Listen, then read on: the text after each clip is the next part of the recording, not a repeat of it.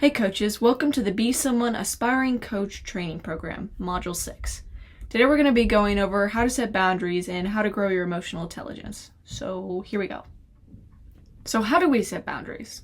First, we need to define the issue clearly. We need to make sure that what's coming across is what's on our mind so that there's no confusion, and that way that when you do have consequences set for your boundaries, that the person who has those consequences happen to them if they cross the boundary doesn't feel confused or betrayed because they didn't feel clear about what exactly it was that they were supposed to be avoiding doing.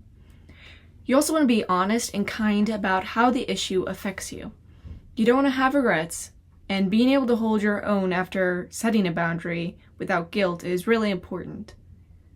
So clearly communicate any consequences that will occur if the issue continues, and once the boundaries are set, make sure to enforce the consequences that were previously discussed, and only those consequences. You want to make it fair for both sides.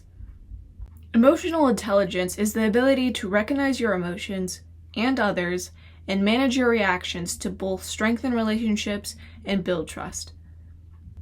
A major part of emotional intelligence is being able to listen actively, and we can do that by summarizing and validating. Summarizing would be making a shorter version of what you think that the client is saying, and that way you can reflect it back to them and ask, does this sit with you well? How close is that to what's going on for you? So an example of summarizing and validating would be, hey client, I get the feeling that you are overwhelmed by this issue. How does that sit with you? Other ways to practice active listening is to ask open questions about what you're hearing, make eye contact, paraphrase the client or summarize. You can also brain dump what's cluttering your mind before and after a session to make sure that your mind is clear for the next session, or that you can just move on from the session that you just had. You also want to take notes of what worked and what didn't during the session. That way you can notice your own reaction to certain things and take note of patterns that may be interrupting the coaching session without you realizing it. You want to reflect on the progress you made. At the end of the day, when you're done with all your sessions, you want to be able to look back and think on what worked and what didn't. Then you want to know what the areas of growth are. Where are you struggling with your coaching right now?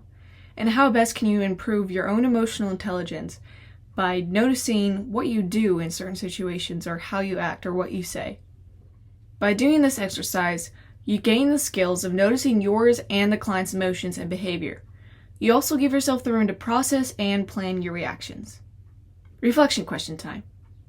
What boundaries do you have that come to mind after reviewing the How to Set Boundaries steps? What boundaries would be helpful for you to set? And what do you think will be the most challenging when setting boundaries? Thank you for watching, and thank you for having the courage to be someone.